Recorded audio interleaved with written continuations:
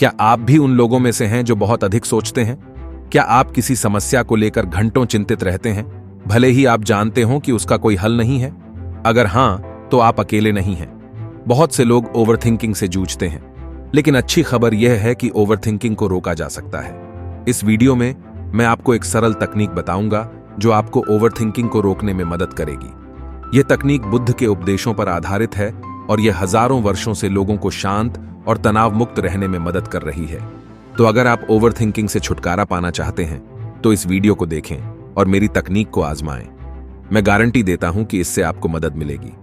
एक बार की बात है, एक बौद्ध भिक्षु था जिसका नाम था सुधो। सुधो बहुत ही बुद्धिमान और दयालु थे, लेकिन उन्हें एक समस्या थी। वह बहुत अधिक सोचते थे। वह हर चीज के बारे में चिंता करते थे, यहां तक कि छोटी छोटी चीजों के बारे में भी। एक दिन सुधो अपने गुरु के पास गए और उन्हें अपनी समस्या के बारे में बताया। गुरु ने सुधो को एक साधारण सा कार्य दिया। उन्होंने कहा, आज रात सोने जाने से पहले अपने बिस्तर के पास एक गिलास पानी रखो।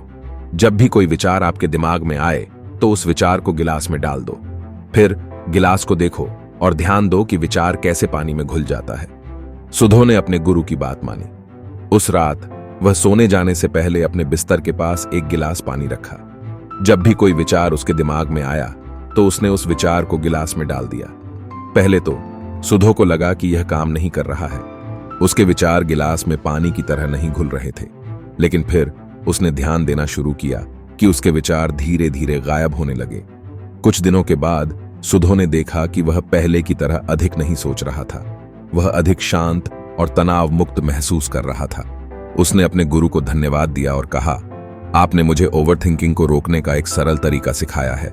बौद्ध द्वारा कुछ तकनीक बताई गई है जिससे आप ओवरथिंकिंग से बच सकते हैं। वो तकनीक मैं आपको अंत में बताऊंगा।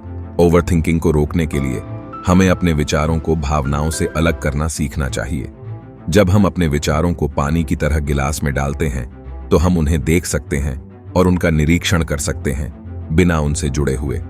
यह हमें अपने विचारों को नियंत्रित करने और उन पर प्रतिक्रिया करने से बचने में मदद करता है। बुद्ध के उपदेशों के अनुसार ओवरथिंकिंग दुख के मुख्य कारणों में से एक है। जब हम अपने विचारों में खो जाते हैं तो हम वर्तमान क्षण से विमुख हो जाते हैं और हमारी वास्तविकता से अलग हो जाते हैं। यह हमें चिंतित, उदास और असंतुष्ट महसूस करा सकता है। बुद्ध ने हमें सिखाया कि वर्तमान क्षण में रहना और अपने विचारों को न्याय किए बिना स्वीकार करना महत्वपूर्ण है। जब हम अपने विचारों को एक गिलास पानी की तरह देखते हैं तो हम यह देखना शुरू कर सकते हैं कि वे क्षणभंगुर हैं और वे हमारे नियंत्रण में नहीं हैं। यदि आप ओवरथिंकिंग करते हैं तो आप बौद्ध द्वारा बताई गई कुछ तकनीकों का इस्तेमाल कर सकते हैं। अपने विचारों को एक गिलास पानी की तरह देखें। जब कोई विचार आपके दिमाग में आए तो उसे गिलास में डाल दें और देखें कि वह पानी में कैसे घुल जाता है। वर्तमान क्षण में रहें।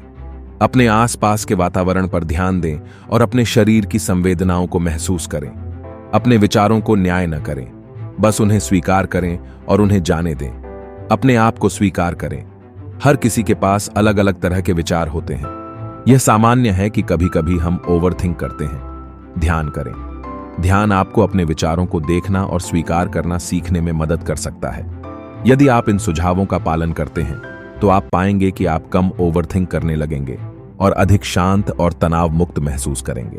अगर आपको यह बोध कहानी से कुछ सीखने को मिला हो तो कमेंट में नमो बुद्धाय जरूर लिखें। और अगर आप शांति के मार्ग पर चलना चाहते हैं तो इस चलन को सब्सक्राइब शुरू करें। नमो बुद्धाय।